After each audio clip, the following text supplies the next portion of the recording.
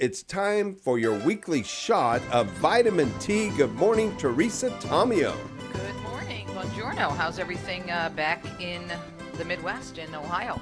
Everything We're is... trying to muddle through without you here, but, you know.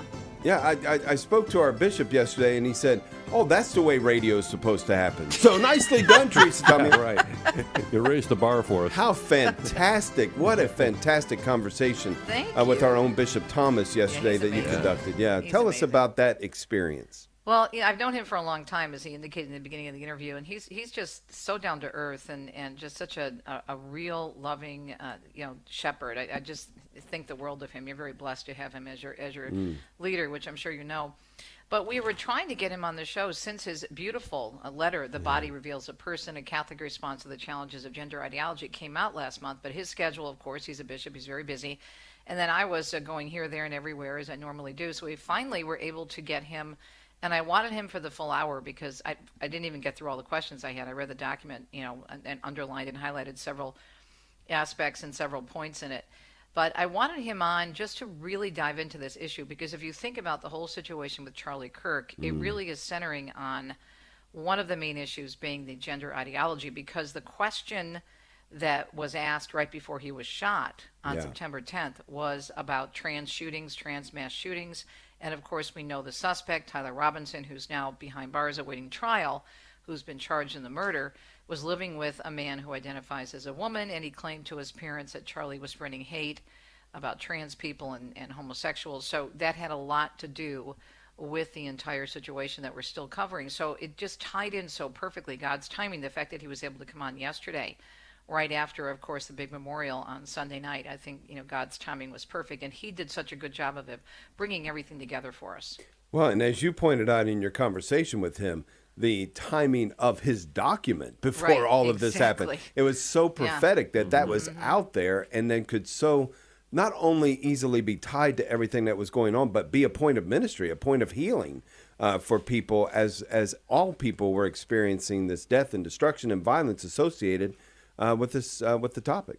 Yeah, and I was asking him about that, and what he does in this letter, if people haven't read it yet, I really recommend it highly, is he brings everything together in terms of, if you are very engaged in this gender ideology and you believe in it, then you're also most likely going to be pro-abortion, pro so-called same-sex marriage, pro-assisted suicide, because if you think the body is something of which we can dispose, or we have control, God's not in control, then anything goes. So it's a great document to use for education. And I also think, I was asking the bishop yesterday, what can we do to seize on this moment? Because there's such an interest in faith. If you think about the hundreds of millions of people that watched on Sunday night, and so many people that have been tuning into Charlie Kirk's videos, this is a prime opportunity to evangelize. So I really think the Catholic Church has to jump on it. And I do think that this letter is one of the ways that we can help teach, because we need people to know. And he says in the document, people have to know the Lord before they can change their hearts on these issues. So I think that's, at the end of the day, we have to really seize this moment. And this tool from Bishop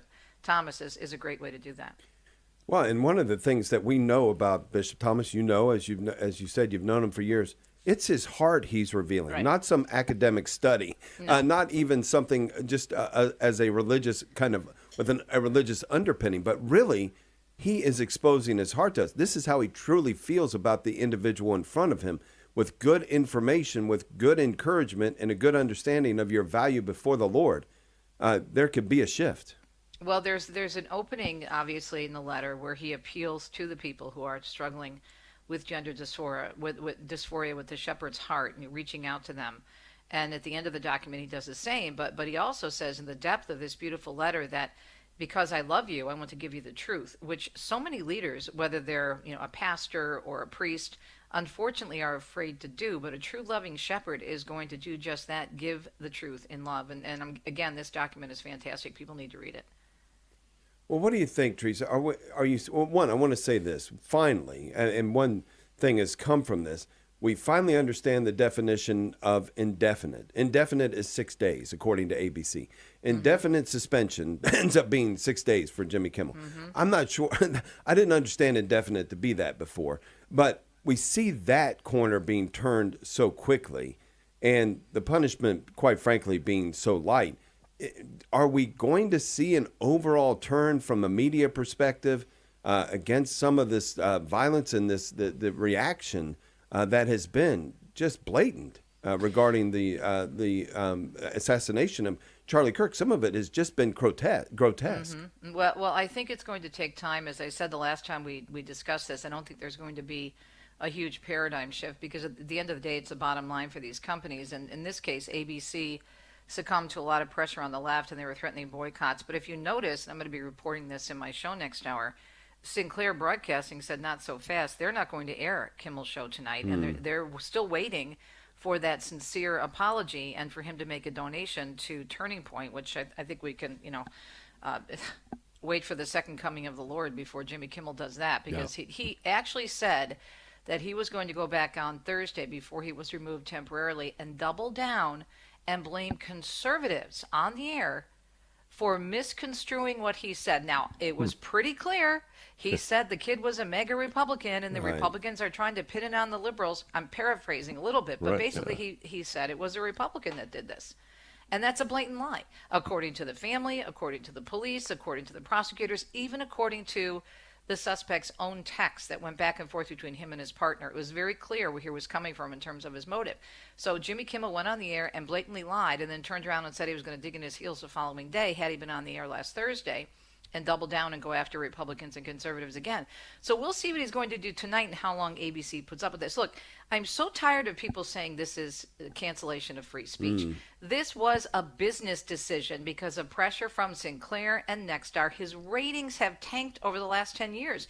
And apparently they were losing between 40 and 50 million a year on the show. So why they're putting him back on, I think it's strictly political. But I think it's going to take time. I think eventually there's going to be a change, because there's so many people. I mean, the turnout on Sunday night was incredible. And there's so many people that are saying, basta, enough. I'm standing up respectfully for my conservative views and my faith in Christ. So we'll see. I think it's going to take time, but I think there will be some change. Overall, no. I think a lot of the media are still trying to dig in their heels and hang on. But, they're not going to hang on for very long, because their ratings are going to be greatly impacted by these kinds of decisions. That's right. They can't afford to when you get right down to it. And when you see Sinclair and Nexstar and others that are ABC affiliate owners, they're taking that stance. I think you're right. It's going to be a long, long wait for those conditions to be met. Nobody in government, Brendan Carr, who was the head of the FCC, the Federal Communications Commission, was interviewed about different aspects of licensing, broadcast licensing, the public interest, need, and necessity. But he wasn't pressuring the network to can Kimmel. That decision was made before Carr did interviews. And secondly, Trump didn't call anybody. And yet, if we look at the previous administrations, we know for a fact that Obama made a call to a network to drop Roseanne. Right. And there was pressure, and this came out in another article, there was pressure from the Biden administration to go after Facebook, right? And Kamala Harris in 2019 demanded that Trump get off Twitter. So it's such hypocrisy for them to sit there and say, "Oh, this is government censorship." No, it was a business decision. Now they're making another business decision, which I think is a bad one, because he's on the air again tonight. Absolutely. Teresa Tomeo, Catholic Connection at 9. Steve Ray and Tyson Langhofer are your guests for today, and that document that you talked with Bishop Thomas about yesterday, available on the diocesan webpage. You can go to toledodiocese.org and read it. You can download it in either a read-only or in a printable document. Yep, The Body Reveals the Person is the title, so check it Beautiful. out. Love it. Thank you, Teresa. Thanks, guys. God That was bless. a great shot of vitamin T. We were in need of it. Thanks be to God. Teresa continuing to be willing to join us each and every week here on Morning Offering.